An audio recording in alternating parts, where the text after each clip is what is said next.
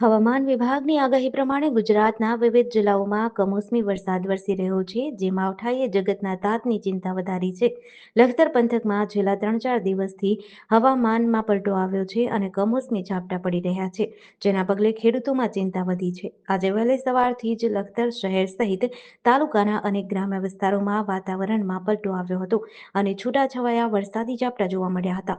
લખતર પંથકમાં આજે વહેલી સવારથી વાદળછાયું વાતાવરણ જોવા મળ્યું, જેને પગલે વાતાવરણમાં ઠંડક પ્રસરી હતી.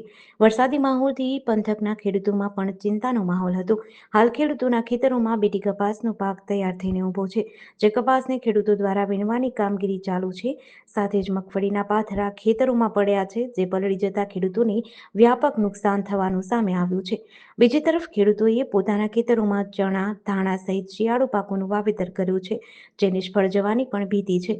સરકાર દ્વારા પાક નુકસાનીનું યોગ્ય વળતર ચૂકવવામાં આવે તેવી લખતર પંથકના ખેડૂતોમાં માંગ ઉઠી છે.